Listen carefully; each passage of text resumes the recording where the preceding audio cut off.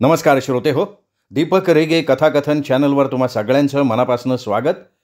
श्रोते हो, आज तुम्ही ऐकणार आहात रेखा खराबे यांच्या तिच्या कथा अन व्यथा या कथासंग्रहातली कथा.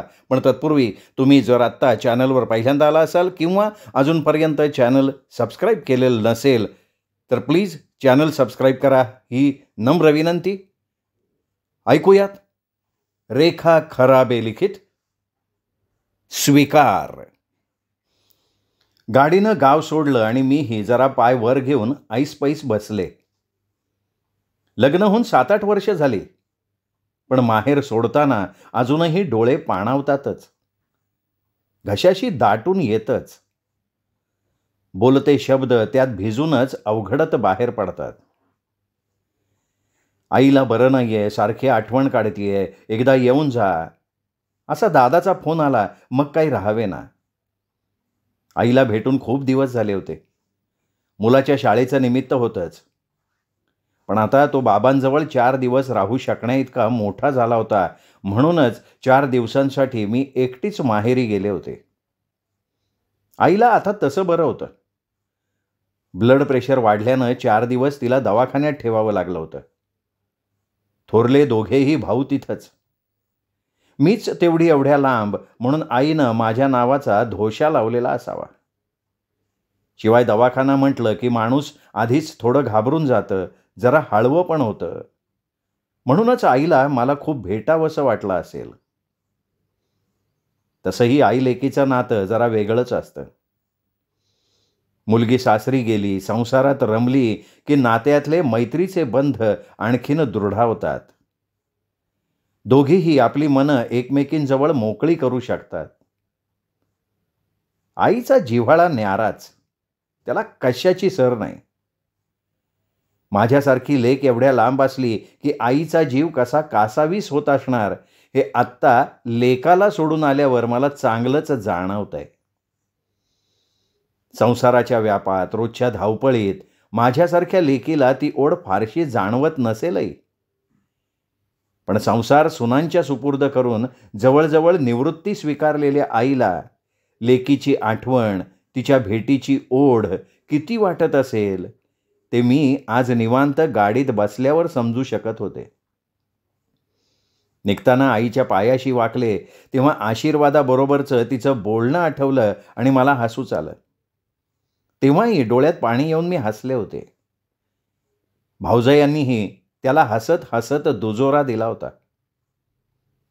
आई म्हणाली होती, आयुष्यवंत हो, आता अष्टपुत्रा म्हणायची काही सोय राहिलेली नाही बाई.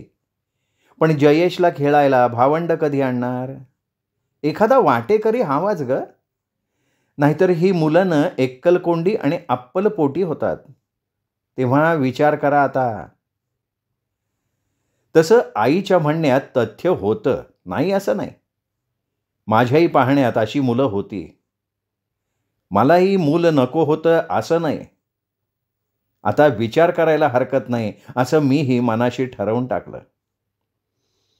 गाडीत नेहमीप्रमाणे गर्दी असावी तेवढीच होती. मीही मग आपल्या विचारातनं बाहेर पडून इकडे तिकडे बघायला सुरुवात केली. समोरच्या सीटवर आणि माझ्या बाजूला सगळी कुटुंबच होती. समोरच्या सीटवरचीला एक तान्हं आणि एक 4-5 वर्षाचा मुलगा होता. टोकावरच्या सीटवर एक तरुण बसला होता. माझ्या सीटवर बसलेल्या बाईलाही 2 मुलीच दिसल्या. असतील 4-1 वर्षांच्या. जुळ्या होत्या की काय कोण जाणे, पण बहुधा नसाव्यात. समोरच्या साईड बर्थवरच्या जोडप्याची असावी त्यातली एक मुलगी. मुली धीट होत्या. त्या एवढ्याशा जागेत त्या छान खेळत होत्या. खिडकीजवळ बसल्यानं तोंडावर झिपऱ्या येत होत्या. त्या हातांनी बाजूला सारत खूप गप्पाही सुरू होत्या त्यांच्या. बाहेर उजेड होता तोवर काही त्या खिडकीजवळनं हटल्या नाहीत. बाहेरचं दिसेनासं झाल्यावर त्यांनी खिडकी सोडली आणि मी खिडकीची जागा घेतली. बाईनं केळी वगैरे काही बाई खायला एकीच्या हातात ठेवलं, दुसरीलाही हवं का म्हणून विचारलं. तिच्या डोळ्यात भूक दिसत होती. तिने मान डोलावली. मिळालं ते खाऊन घेतलं.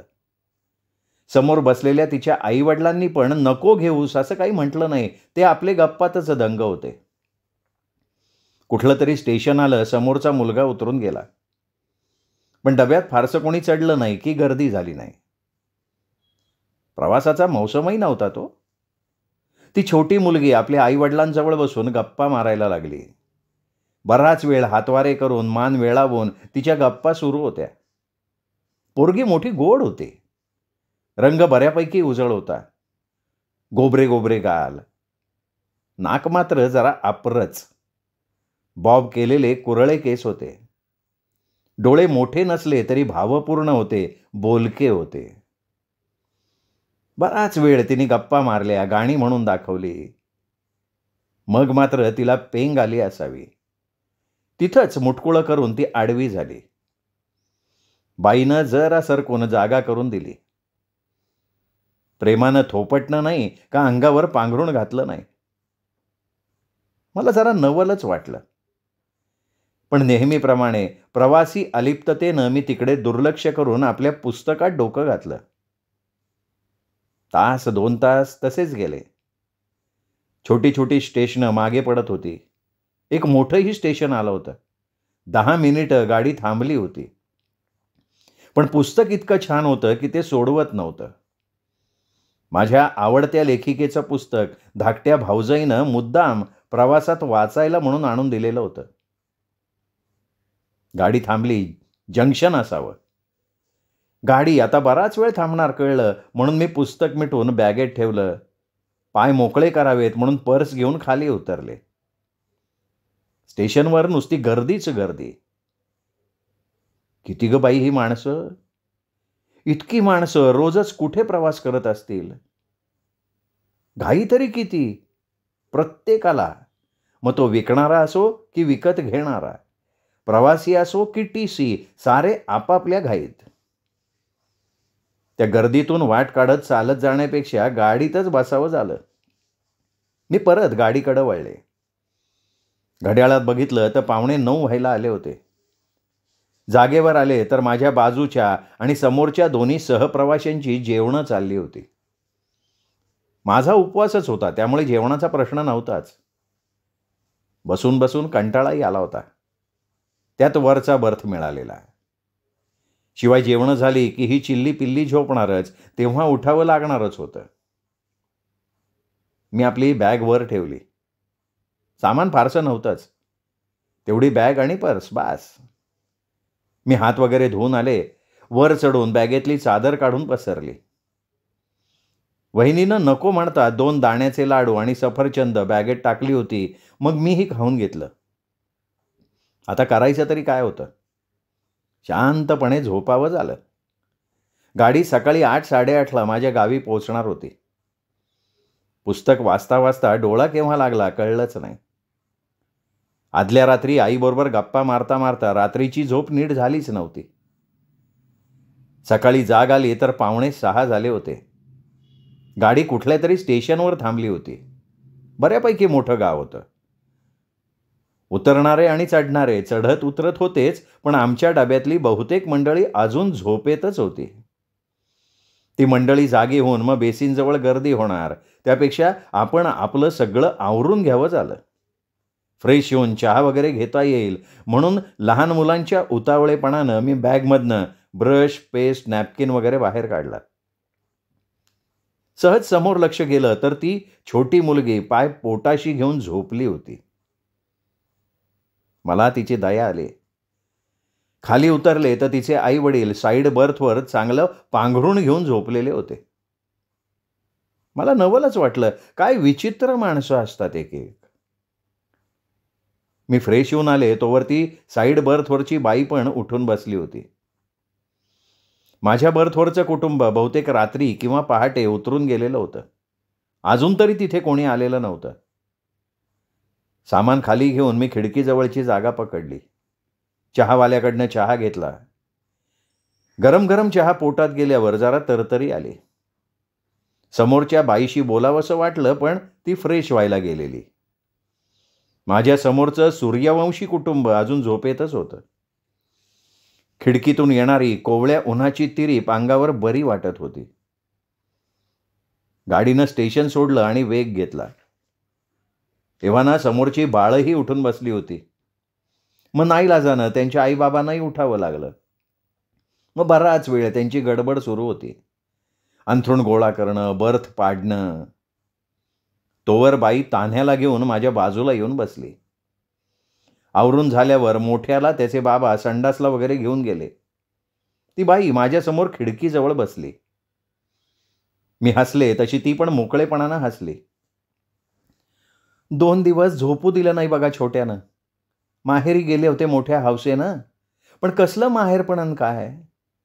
लहान पोरांना घेऊन जाऊच नाही माहेरी. राहणार होते चांगली 7-8 दिवस. पण ह्यांच्याच बरोबर परत आले. 2 दिवसातच इतका गोंधळ घातला पोरांनी. मग म्हटलं आता परतच जावं. अहो ना, आपल्याला खूप वाटतं खूप राहावं 4 दिवस आरामात. पण मुलं कुठे राहू देतात. नंतर मग त्यांच्या शाळा सुरू झाल्या की नाहीच राहता येतो मनासारखं. हो ना ताई, आता मोठ्याला शाळेत घालायचं आहे यंदा, म्हणून मुद्दाम गेले होते माहेरी. तिकडे गरमी फार असते ना, म्हणून उन्हाळ्यात देखील पाठवत नाहीत मला तिकडे. तुम्ही कुठे निघाला ताई? मीही माहेरीच गेले होते. आईला जरा बरं नव्हतं म्हणून भेटायला गेले होते. हो ना ताई, आईची माया वेगळीच असते. मायबाप आहे तोवर माहेर पण. मग कोण किती विचारतो काय भरवसा. आहे तर खरंच. असं म्हणून मी संभाषण थांबवलं. तिचा नवरा परत आला होता. पिशवीतून एक बिस्किटाचं पाकिट काढून त्याने मुलाच्या हातात ठेवलं. धाकट्याला तिच्या जवळनं घेतलं. ती मग साबण वगैरे घेऊन फ्रेश व्हायला गेली.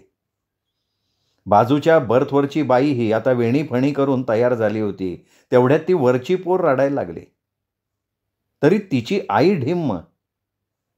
रडण्याच्या आवाजानं बापानंही तोंडावरचं पांघरुण बाजूला करून त्रासिक नजरेनं तिच्याकडे बघून पुटपुटत पुन्हा तोंडावर पांघरुण ओढलं.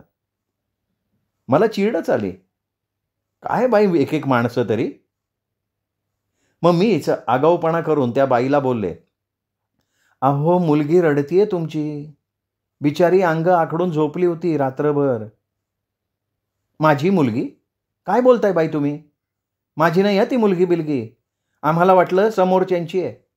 चांगल्या गोष्टी सांगत होती, गाणी बिणी म्हणत होती म्हणून बसवून घेतलं जरा वेळ. आमच्या झोपायच्या वेळी हिला वर झोपवू का म्हणून विचारलं तर ती बाई झोपवा म्हणाली. म्हणून मी तिला वर झोपवलं. मला काय ठाऊक कधी उतरली ती माणसं कोण जाणे. अशी कशी बाई विचित्र माणसं पोरीला टाकून उतरून गेली. तेवढ्यात माझ्या समोरच्या मुलांची आई पण आली. ती म्हणाली, त्यांची नव्हती होती मुलगी. मी विचारलं होतं त्यांना एकच मुलगी होती. बाई ग, आता काय करायचं होतं आई? पोलिसातच कळवा आता. हो ना, शेवटी तेच करावं लागणार. पण कदाचित डबा वगैरे चुकली असेल ती. उगे बाळा रडू नकोस हं. मला मात्र इतरांसारखे हात झाडता आले नाहीत. तिला मी खाली उतरवलं. तिचं रडणं सुरूच होतं. मी तिला पाणी दिलं, बिस्किटं खायला दिली. तिला खूप भूक लागलेली असावी. बका बका ती खात होती. बिचारी ग, रात्री उपाशी झोपली असावी पोर. मुलगी तशी चांगल्या घरची वाटत होती.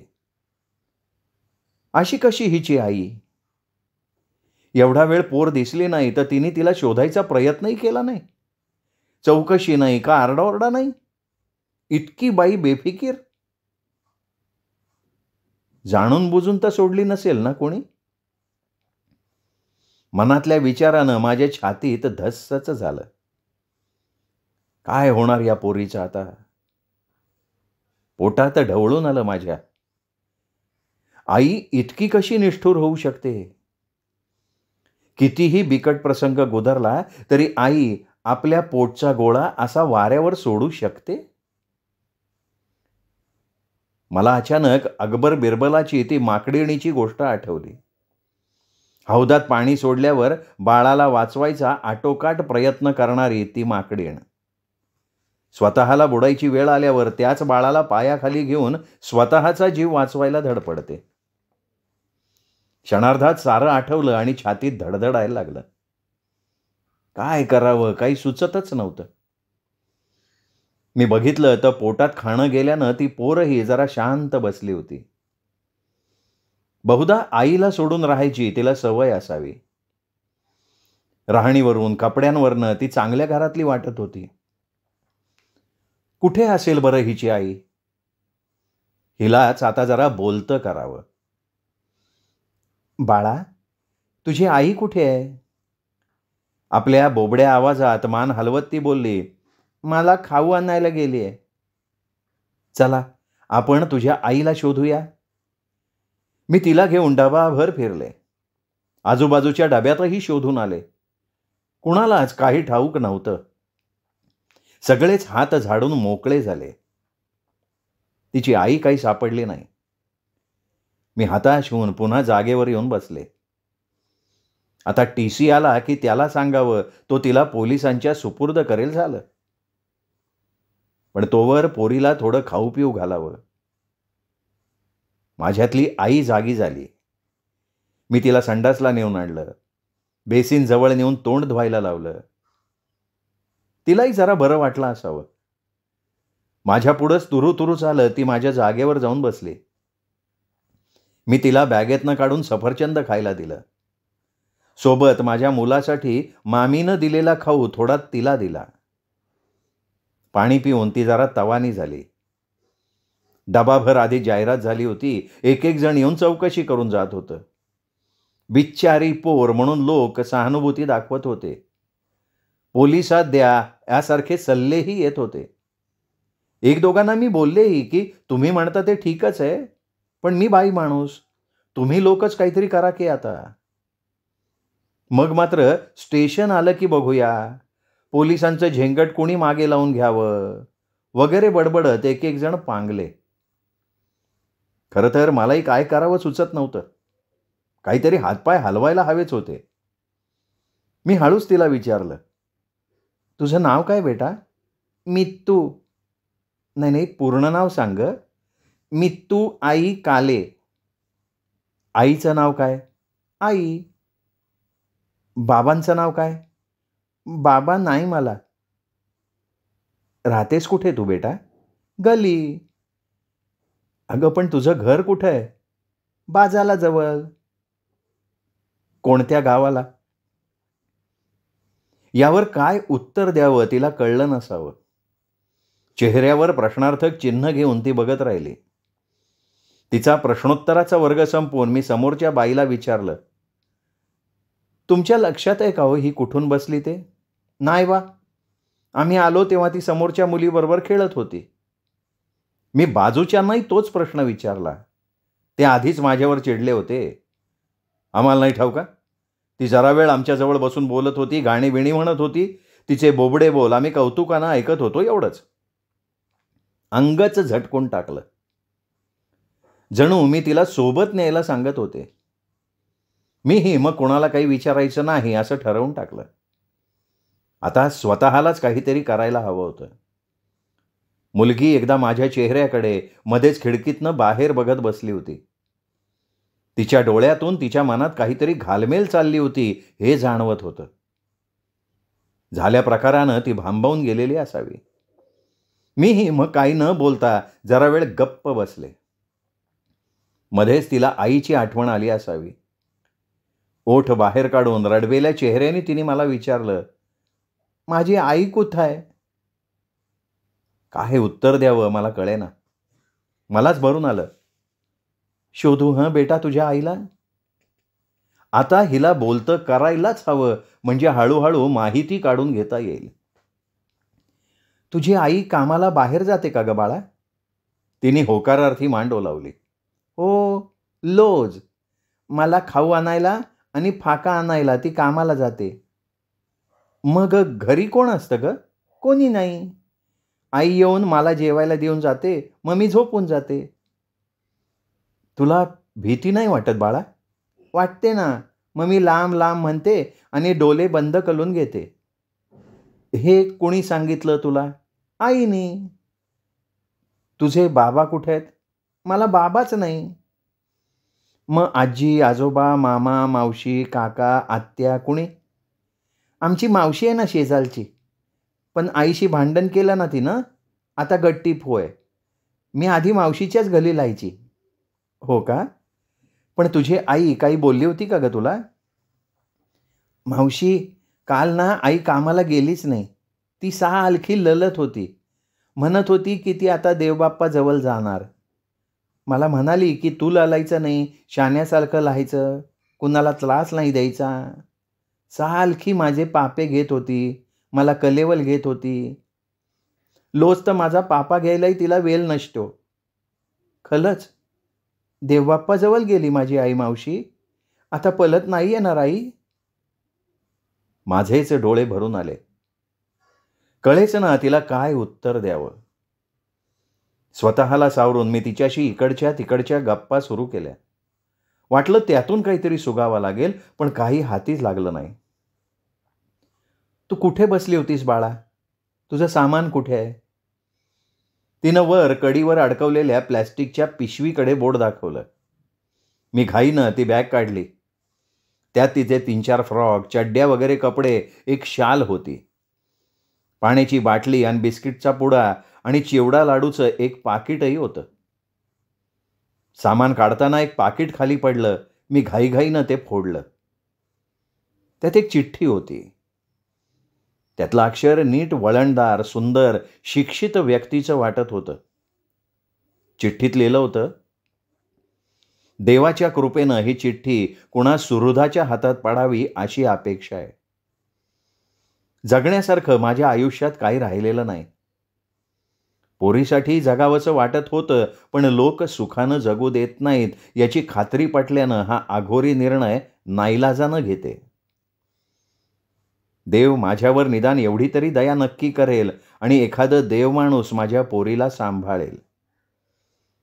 देवानं माझं एवढं तरी ऐकावं, नाहीतर ती आणि तिचं नशीब. पुढं काही लिहिलंच गेलं नव्हतं. चिठ्ठीवर आसवांचे थेंब पडले होते. काही अक्षरं पुसटली होती. मी निश्वास सोडला. माझे डोळे डबडबले होते. मी सारं सामान पुन्हा बॅगेत भरलं. सुन्न होऊन जरा वेळ तशीच बसून राहिले. काय निर्णय घ्यावा काही सुचत नव्हतं. पोलिसांना कळवणं तर भागच होतं. ते तिला नक्कीच एखाद्या अनाथाश्रमात टाकतील. बिचारी पोर. काय एवढं घडलं असेल की एवढ्या गोड पोरीला आईनं सोडून द्यावं? मी विचाराच्या नादात भोवतीचं धावतं जग विसरले. मावशी, मावशी, ते काका म्हणतात तसं तुम्ही मला पोलिसकडे देनाल? बहुधा एवढा वेळ ती पोर माझ्याकडे बघत होती. माझ्या चेहऱ्यावरचे झरझर बदलणारे भाव तिला कळले असावेत. हो मावशी, ते पोलीस काका मला मारणार? माझी तंद्री भंगली. माझा हात हलवून ती मला विचारत होती. तिच्या केविलवाण्या डोळ्यात कितीतरी सशांचं भय एकवटलं होतं. मला कसंसच झालं. कोणी करणार तर काही नाही, पण मध्ये मध्ये काड्या घालायला मात्र तयार. नाही हं बाळा, पोलीसकडे नाही देणार तुला. आणि पोलीस काका काही सगळ्यांना मारत नाहीत. काही चूक केली, गुन्हा केला तर मारतात ते. हो, मला नाही ना मारणार? तिच्या चेहऱ्यावर जरा आश्वस्त भाव आले. तेवढ्यात एक खेळणी विकणारा काहीतरी टिपीर टिपीर वाजवत चालला होता. तिच्या डोळ्यात आनंद, खेळण्याबद्दलचं कुतूहल, ते मिळावं ही आशा, अशा अनेक संमिश्र भावना क्षणार्धात झळकून गेल्या. ते खेळणं केवळ पाहूनच तिचा चेहरा उजळून निघाला. लहान मुलं बघून खेळणीवालाही मोठ्या आशेनं रेंगाळला. मी एक खेळणं तिला घेऊन दिलं. त्रिभुवनाचं राज्य मिळाल्याचा आनंद तिच्या चेहऱ्यावर पसरला. मनोमन मीही सुखावले. का कुणास ठाऊक, परिस्थिती म्हणून म्हणा किंवा माझा स्वभाव म्हणून म्हणा, मला त्या मुलीबद्दल खूप आपुलकी, जवळीक वाटायला लागली. माझ्या मुलीसारखीच वाटली ती मला. खेळणं घेऊन ती समोरच्या मुलांसोबत खेळायला लागली. मीही कौतुकानं तिचा खेळ न्याहाळत बसले. किती निरागस असतं नाही बालपण. जगातल्या सगळ्या वाईटापासून अनभिज्ञ, म्हणूनच आश्वस्त. माझ्या थोड्याशा सहानुभूतीनं मघाशी तिला वाटणाऱ्या भीतीचा आता कुठे मागमूसही नव्हता. टीसी आला. त्याला मी सगळी हकीकत सांगितली. बहुधा त्याची ड्युटी संपत आली असावी. देखेंगे अगले स्टेशन पर, पुलिस को बताना पडेगा, आता हूं मैं, असं काहीसं गुळमुळीत बोलत तोही पसार झाला. मग मात्र माझं मीच काय करायचं याचा निर्णय घेऊन टाकला. सटरफटर सामान बाहेर होतं ते बॅगेत कोंबलं, केसातनं कांगवा फिरवला, सँडल्स पायात अडकवून बकल्स लावून घेतले, साडी थोडी ठीकठाक केली. मावशी, तू पण आता उचलून जाणार? पुन्हा तिच्या डोळ्यात भीतीचं सावट पसरलं. एवढ्या प्रवासात मीच जरा जवळ घेऊन तिची चौकशी केलेली. मीही उतरून गेले तर पुन्हा आपलं काय होणार असं वाटलं असणार तिला. वाटलं आता रडतीये पुन्हाही. नाही हो बाळा, तुला सोडून नाही जाणार मी. तुला पण घेऊन जाणार सोबत. आपलं स्टेशन जवळ आलं ना म्हणून सामान आवरतीये मी. आजूबाजूच्या तमाम जनतेनं मला वेड्यात काढलंच होतं. पुन्हा त्यांचे सल्ले देणं सुरू झालं. मग मात्र मी चिडून त्यांना थांबवलं. माझ्या स्वरातला कोरडेपणा त्यांना कळला असावा. हळूहळू त्यांचे सल्ले थांबले. पण एखाद्या प्राणी संग्रहालयातल्या प्राण्याकडे किंवा एखाद्या वेड्याकडे बघावं ना त्या नजरेनं ते माझ्याकडे बघत होते. मी दुर्लक्ष केलं. स्टेशनवर गाडी थांबली तशी मी बॅग खांद्याला लावली. एका हातात पर्स आणि तिची बॅग अडकवून तिच्या हाताला धरून कोणाकडेही न बघता मी खाली उतरले. काय करायचं ते मी आधीच ठरवलं होतं. घरी न जाता मी सरळ पोलीस स्टेशन गाठलं. तिथे माझ्या ओळखीचे एक अधिकारी होते. नशिबानं ते भेटले. नाही तर पुन्हा फोनाफोनी अर्जवं सगळे सोपस्कार पार पाडावे लागले असते. मी त्यांना सगळं सांगितलं. त्यांनीच सुचवलं की मुलीचा एखादा फोटो काढून पाठवून द्या. मी रिपोर्ट लिहून घेतो, मग आपण फॉर्मॅलिटी पूर्ण करू. पण मला वाटतं मुलीला तुम्ही तुमच्या सोबत घेऊन जा, नाहीतर आम्हाला तिला कुठल्या तरी संस्थेत पाठवावंच लागेल. मी म्हणाले, हो ना, मलाही तसंच वाटतं. पण काय हो, घरच्यांचा पत्ता नाही लागला तर तुम्ही काय हिला अनाथाश्रमात टाकणार? कुणाला दत्तक देऊन टाकणार? अहो, ते तसं करावंच लागतं. पण हे एखाद्या संस्थेकरवी करावं लागतं. ठीक आहे, मी हिला घरी नेते. काय होतंय ते कळवा मला. सारे काही सोपस्कार पार पाडून घरी आले तर हे दारातच वाट बघत होते. गाडी येऊन बराच वेळ झाल्यानं ते मला शोधायला बाहेर पडत होते. माझ्यासोबत छोटी मुलगी बघून त्यांना आश्चर्यच वाटलं. चहा घेता घेता मी त्यांना सगळी हकीकत सांगितली. आता वर्ष झालं मी तू आमच्याकडे आहे. आम्ही सगळे आणि ती सुद्धा आधीचं सारं विसरून गेलो होतो. सगळ्यांनाच आता तिची सवय झाली आहे. आल्यावर तीही तशी आमच्या घरात लवकरच रुळली. अधूनमधून आईची आठवण काढायची, पण जवळ घेऊन थोपटलं, समजावलं की शांत होऊन जायची. सगळं ठाऊक असल्यानं आता आई पुन्हा भेटणार नाही, आपल्याला इथेच राहायचं आहे याचा तिने बहुधा मनोमन स्वीकार केलेला होता. माझ्याही नकळत मी स्वतःला तिला पारखत होते. खूप समजूतदार, लाघवी पोर होती ती. तिच्या वागण्या बोलण्यातनं तिच्यावरचे चांगले संस्कार लक्षात येत होते. संध्याकाळची शुभंकरोती, आरती झाल्यावर व्यवस्थित आरती घेणं, मोठ्यांना वाकून नमस्कार करणं, खाणं आटोपलं की प्लेट उचलून ठेवणं, बाहेरून आलं की चप्पल स्टँडवर ठेवून हातपाय धुणं. प्रत्येकच गोष्ट तिच्यावरचे चांगले संस्कार सांगत होती. ह्यांच्याही नजरेत तिच्याबद्दलचं कौतुक मी वाचत होते. मी मग खरी खरी आई झाले. कारण माझ्या मुलाबरोबर तीही आता आम्हाला आई बाबा म्हणायला लागली होती. माझा लेकही तिचा दादा होऊन खुश झाला. माझ्या डोक्यावरचं मोठं ओझंच उतरलं. मी त्याच्या प्रतिक्रियेबद्दल साशंक होते. माझी चिंता दूर झाली.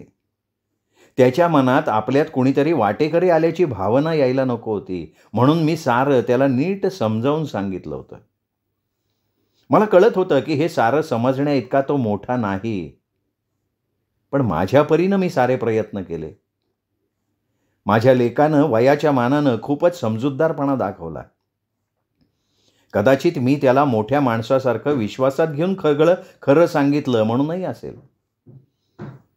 मितूचा दादा म्हणून तिला सांभाळायची जबाबदारी मी त्याच्यावर टाकली आणि त्याला खूप आनंद झाला. त्यांनी खूपच समजुतीनं घेतलं. पोलिसांच्या मदतीनं तर आम्ही तिला दत्तक घेतलं. आता 8 दिवसांनी मी मितूचा वाढदिवस करणार आहे. ज्या दिवशी ती मला सापडली माझ्यासाठी तोच तिचा जन्मदिवस. चांगला थाटात करायचा आहे वाढदिवस. आईसुद्धा उद्या येणार आहे आणि आजी येणार म्हणून मितूसुद्धा खुश आहे. श्रोते हो, ही कथा होती स्वीकार, जी लिहिली होती रेखा खराबे यांनी. कथा आवडली असेल व्हिडिओ लाईक करा, कमेंट करा, मित्रपरिवारात नातेवाईकात शेअर करा आणि हो, चॅनल सबस्क्राईब करायचं राहिलं असेल तर प्लीज चॅनल तेवढं सबस्क्राईब करा. पुन्हा भेटूयात अशाच उत्तम साहित्यासह. तोपर्यंत नमस्कार मित्र हो.